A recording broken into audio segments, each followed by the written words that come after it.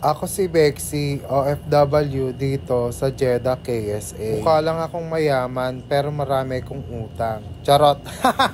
So ayun nga mga ka-Bexy, napanood nyo yung unang video na merong RGB ang TV. Diba ang ganda? RGB yung LED na kineso sa likod ng TV para merong effect. So syempre, inggitera tayo kaya bumili tayo ng ilaw para ikabit sa ating TV. Ito pala, na-order ko sa Shopee. Lalagay ko na lang sa comment down below andaw. Basta sa baba yung link ng bit.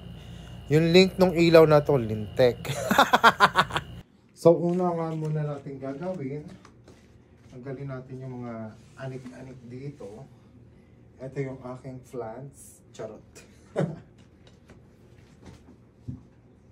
Ayan, paglagay natin ng flans, kailangan natin tanggalin yung mga saksak. Yung mga nakasaksak ditik.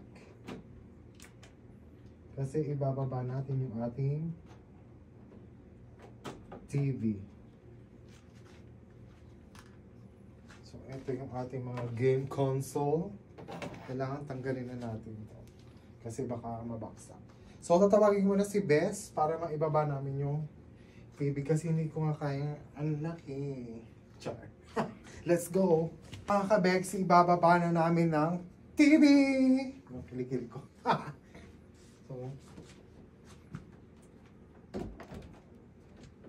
ayan, para maikabit namin ng maigi yung LED sa likod ng TV. So, ayan na mga ka-Bexy, nakababa na yung TV natin. Siyempre, pupunasan muna natin para dumikit ng bonggang-bongga yung ating LED lights. At malinis na rin tong lalagyan niya.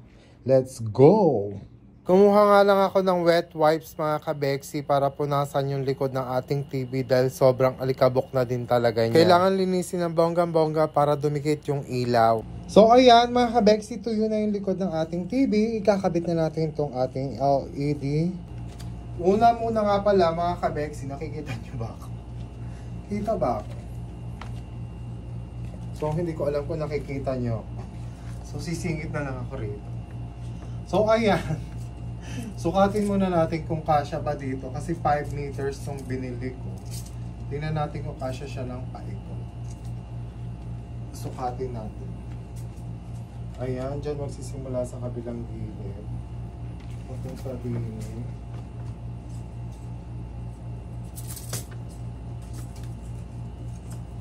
Paikot sa baba. So ayan. So, hindi ko na siguro siya lalagay doon sa may hanggang dito na lang. So, mga ka-Bexy, para matanggal natin itong LED, ay yung sticker, hilahin nyo lang ito pataas. Yung, ayan. Diyos ko, munti ka mama.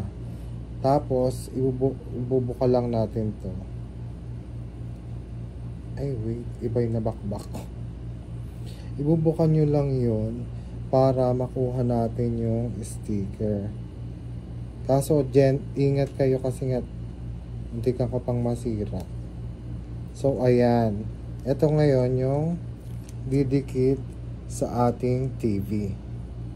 So ayan, nabaklas na natin. Syempre wag muna natin tanggalin mga ka-Bexy. Ikabit muna natin siya sa TV tsaka natin iaangat na pa ganon. So eto na nga mga ka-Bexy, ang hirap yung mukyok. Siyempre, ano natin to kasi ito yung remote sensor. So, kailangan nakalitaw yan ng very light para pag ni-remote natin, maano. So, ayan, sukatin nyo lang yung layo niya. Ganyan, very light. Tapos, eto na siya. So, dito natin siya ididiklat.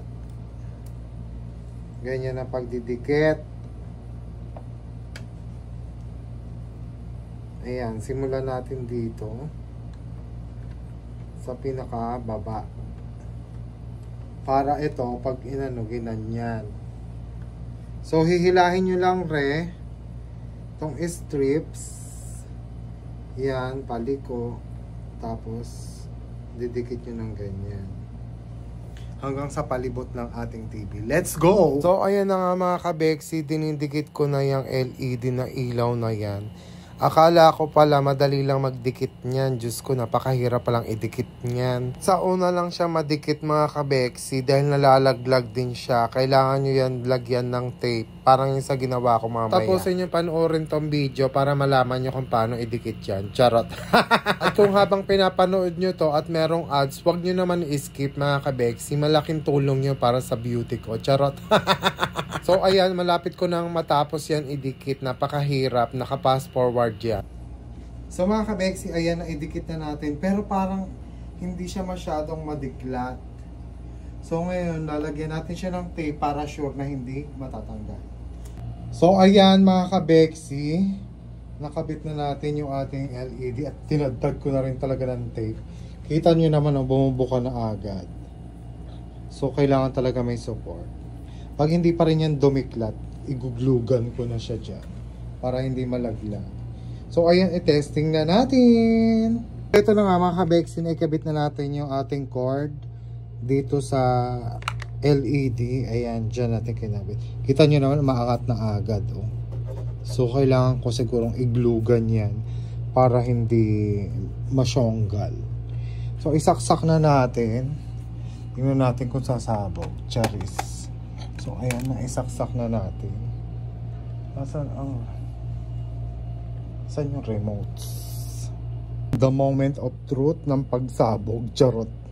So, ito yung on. On na natin. Ay, ayaw niya. Ayun, nagkamali pala ako ng kabit. Kailangan pala red, black, red, green. Tapos dito rin black, red. Ang ginawa ko baliktad. So ayan, testingin na natin kung umiilaw ang ating LED. On, ayan. Ang bongga, parang cabaret. So pwede nyo yan palitan ng blue. Oh, blue lang. Tapos o kaya red. Tapos green, pampadami ng pera, ang color green. Hindi masyado makita sa video kasi nga maliwanag. So pwede nyo ring hinaan ang ating ilaw. Gusto niyo naman ng bonggang-bongga, lalakasan nyo lang. Ayan. So, ikabit na natin ang TV sa lalagyan. Diyan. Shhh. So, ayun na nga mga kabeksi. Hindi to malab yung ginawa nating ganito kasi nababaklas. Ayan. So, bumili pa ako ng packaging tape para kabitan ito.